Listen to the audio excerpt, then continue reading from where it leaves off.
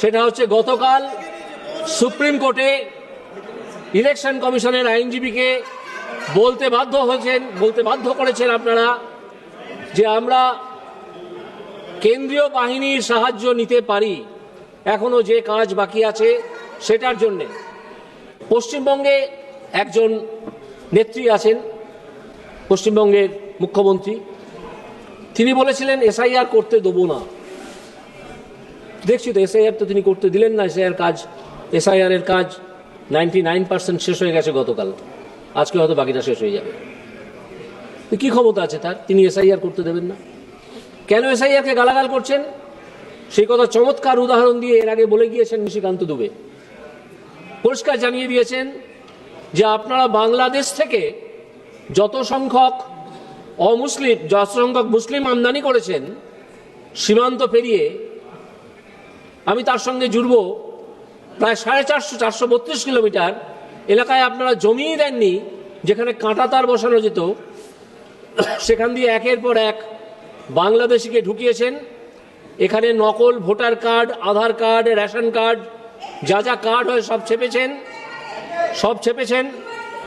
ছেপে তাদেরকে নাগরিক বলে প্রতিপন্ন করার চেষ্টা করেছেন, আজকে তারা, স্পিকার মহোদয়, আমি তো আপনাকে উদ্দেশ্য করেই বলছি, তারা তো অনেকেই স্বরূপনগর বলে একটা জায়গা থেকে পালিয়েছেন, স্বরূপনগর থেকে পালিয়ে চলে গেছেন, যেখান থেকে এসেছিলেন সেখানে আরো পালাচ্ছেন।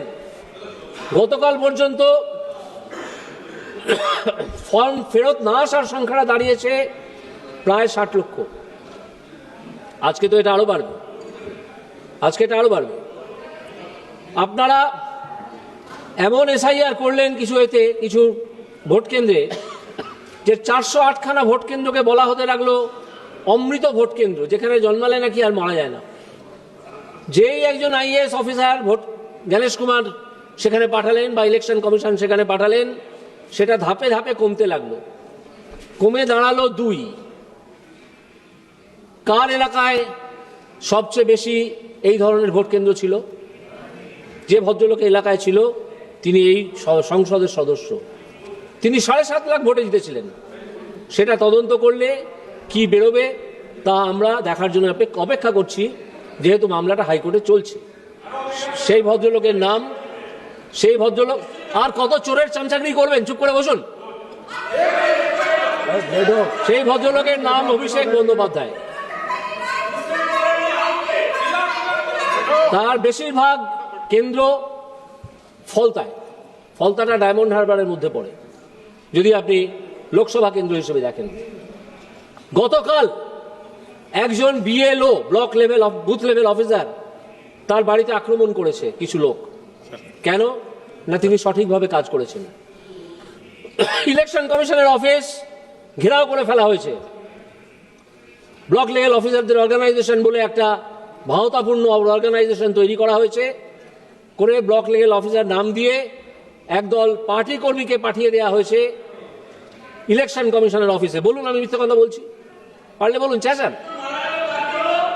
যারা মারা গেছেন তারা নিজের কারণে মারা গেছেন, কেউ বিএল এর কারণে, এসআইআর এর কারণে মারা যাননি, যে যার নিজের কারণে মারা গেছেন।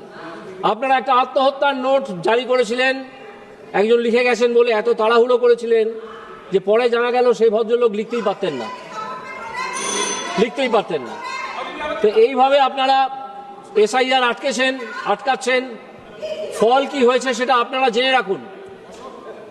ফল যেটা হয়েছে সেটা হচ্ছে গতকাল সুপ্রিম কোর্টে ইলেকশন কমিশনের আইনজীবীকে বলতে বাধ্য করেছেন আপনারা যে আমরা কেন্দ্রীয় বাহিনীর সাহায্য নিতে পারি, এখনো যে কাজ বাকি আছে সেটার জন্যে। এখনো কিছু কাজ বাকি আছে, সেটা করার জন্য পুলিশকে রিকুইজিশন করে নিতে পারি। এটার জন্য একটু অপেক্ষা করুন। এই অবস্থায় এসআইআর পশ্চিমবঙ্গে চলছে। আমি এইখানে আবেদন করব যে এই পশ্চিমবঙ্গে এই মুহূর্তে ইলেকশন কমিশনের উচিত কেন্দ্রীয় বাহিনী নামানো, না হলে বাকি কাজটুকু হবে না। Thank you.